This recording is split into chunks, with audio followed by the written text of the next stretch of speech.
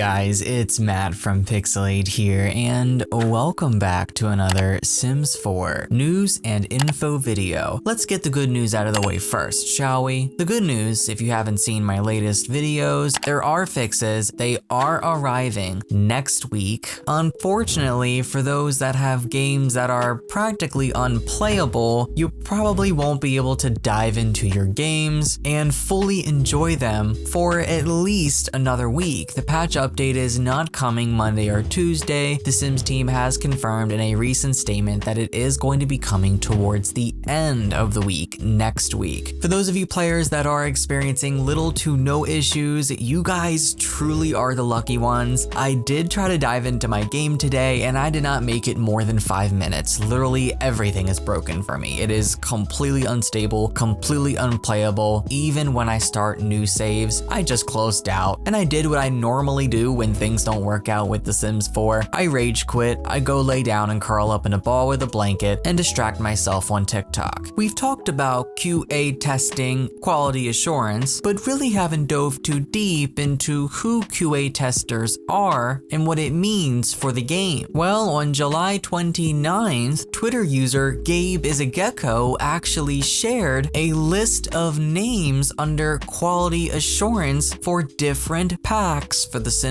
4. They tweet, "For perspective, high school years only had 6 QA testers. City Living had so many they couldn't list them all in one screen." Okay, we need to blow this up here. Here is City Living. Look at this list. Dozens of names, easily over 30 plus quality assurance names. Mind you, this is for an expansion pack, definitely not a more recent one, but still an expansion pack priced at $40 US, the highest tier pack that you can purchase for this game. And now, several years later, under quality assurance, there are only 6 names this time. So there are even less people looking for and reporting bugs in expansion packs before they are released. And this is definitely becoming more apparent with the past couple of releases. I mean, look at My Wedding Stories. That release was a complete mess, but high school years for an expansion pack priced at $40 US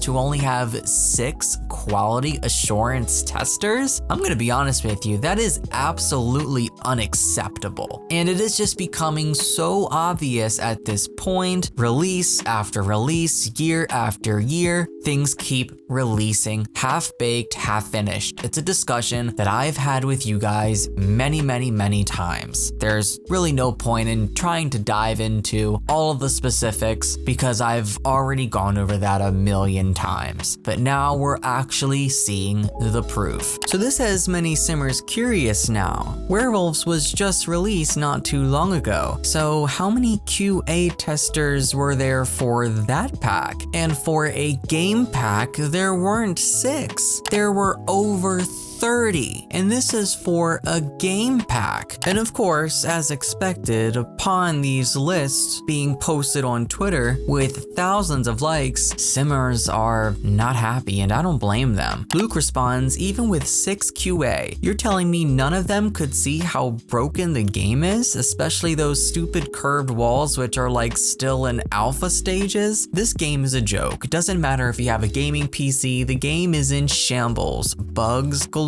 And that is absolutely the truth. My game is currently unplayable, even after taking out all of my mods and custom content, and I've spent over $2,000 on my computer, so there's absolutely no excuse as to why my content doesn't even work properly, or is even playable at the bare minimum. This is exactly why I tell you guys when packs are being teased and promoted and rolled out before the release, I always tell you guys, do not pre-order. Wait until release. Do not pre-order. And I know some of you guys do pre-order anyways because you normally do with packs. I mean, I'm not here to tell you what to do. I'm just trying to guide you guys and just give you complete honesty. And I already know EA does not like when I say that to you guys. But at the end of the day, I value honesty and integrity over being on EA's good side. That is the absolute last thing that I'm trying to be, is EA's little pet. And you won't see me me ever be like that. And if I ever was, then those days are definitely long gone. Because we are at a point now where this is just unacceptable. Yes, fixes are coming, but this is a pattern over and over and over again. It doesn't matter if simmers get their hopes up, get excited and hope that things have changed and pre-order after there was a pack release that went terrible. They want hope, but the fact that this keeps happening over and over and over again just shows you that things probably aren't going to change unless we hit them where it hurts, which is their wallet. You won't ever catch me pre-ordering a Sims pack. I will absolutely always wait until release for this specific reason. Another Twitter user replies, it's the players. The players are the testers now, and they do it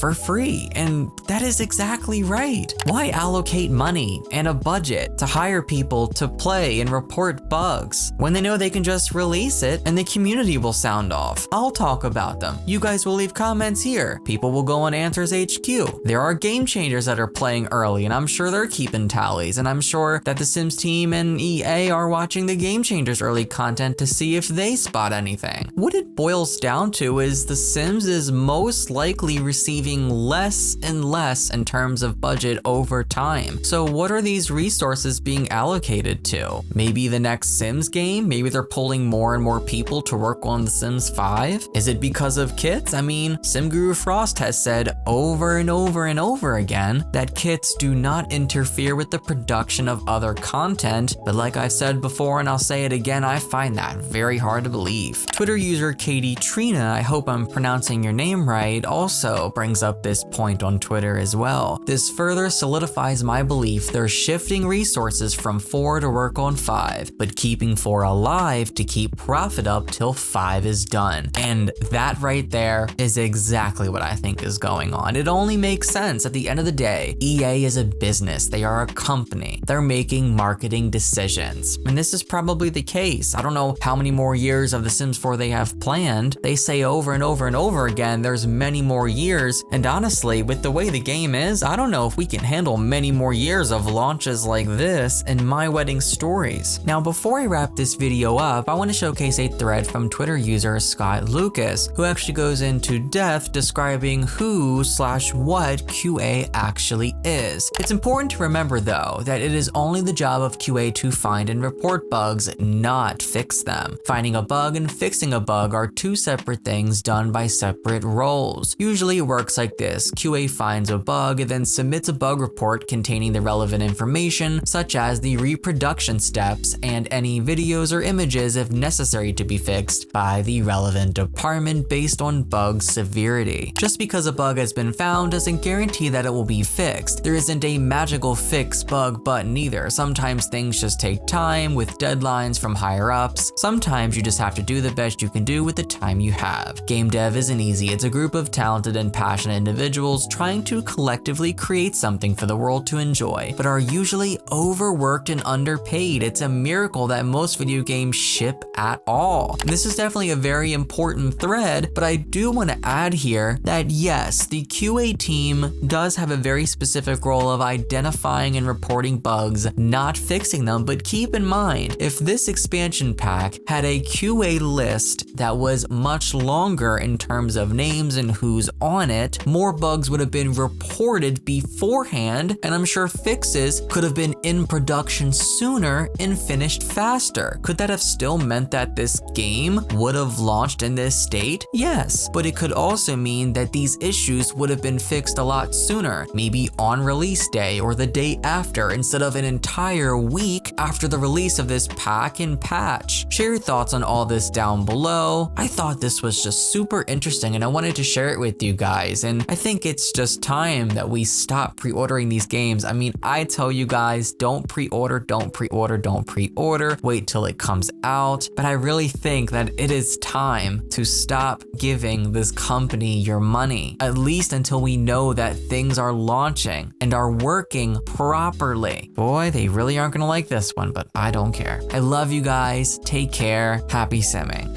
This video was brought to you by my supporters on Patreon. Thank you guys so much for your support. If you'd like to join my community over there, a link is below. Thank you for watching.